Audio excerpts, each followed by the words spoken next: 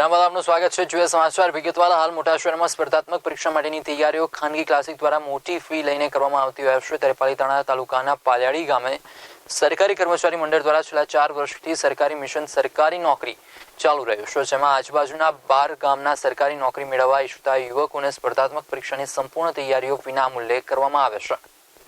પાલીતાણા તાલુકાના પાલિયાળી ગામે સરકારી કર્મચારી મંડળ દ્વારા છેલ્લા 4 વર્ષથી સરકારી મિશન સરકારી નોકરી ચાલી રહ્યું છે, જેમાં આજુબાજુના 12 ગામના સરકારી નોકરી મેળવવા ઈચ્છતા યુવકોને વિના મૂલ્યે સરકારી નોકરીમાં આવતી સ્પર્ધાત્મક પરીક્ષાની સંપૂર્ણ તૈયારીઓ વિના મૂલ્યે કરાવવામાં આવે છે। હાલ મોટા શહેરોમાં 50,000થી લઈને 2 લાખ સુધીની ફી લઈને જે તાલીમ અને તૈયારીઓ કરાવવામાં આવે છે, તેવી તૈયારીઓ પાલીતાણાના એક નાનકડા ગામમાં વિના મૂલ્યે કરાવવામાં આવે છે। આટલું જ નહીં, આ પ્રવૃત્તિ આ ગામમાં છેલ્લા 4 વર્ષથી ચાલી રહી છે અને તે પણ આ ગામના સરકારી નોકરિયાત દ્વારા કરાવવામાં આવી રહી છે। પાલિયાળી ગામમાં પહેલા બહુ ઓછું સરકારી નોકરિયાત હતા, પરંતુ આજે લોકોએ એક નિર્ધાર કર્યો છે કે ગામમાં હાલ ખેતીવાડી રહી નથી, તેમજ આજુબાજુના વિસ્તારોમાં કોઈ રોજગારીની તક નથી। ત્યારે આજુબાજુના ગામના યુવકો વધુને વધુ સરકારી નોકરીમાં જોડાય તેવા ઉદ્દેશ્યથી આ સેવા કાર્ય શરૂ કરવામાં આવ્યું હતું।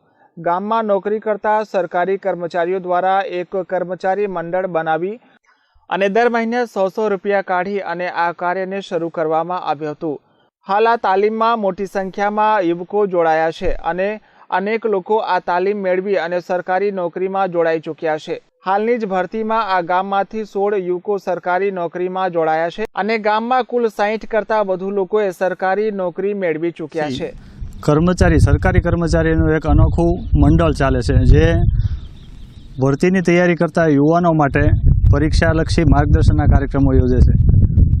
કોઈપણ જ્ઞાતિ જાતિના ભેદભાવ વિના અને કોઈપણ ગામના ભેદભાવ વિના અમારા મોટી પાલિયાળી ગામ સિવાય ભૂતિયા, અનીડા, માંડવડા, લુવારવાવ, જામવાળી, પીપરડી, થોરાળી, સોનપરી, પાલીતાણા, નાની રાજસ્થળી સહિતના 12 જેટલા ગામના યુવાનો છે એ આ માર્ગદર્શન કાર્યક્રમનો લાભ લે છે। અહીંયા 4 વર્ષ આ કર્મચારી મંડળો અને આગેવાનોના માર્ગદર્શનની જે પરીક્ષા ચાલે છે અને એનો ફાયદો આખા ગામના લોકો અને આજુબાજુના ગામના યુવાનો લે છે।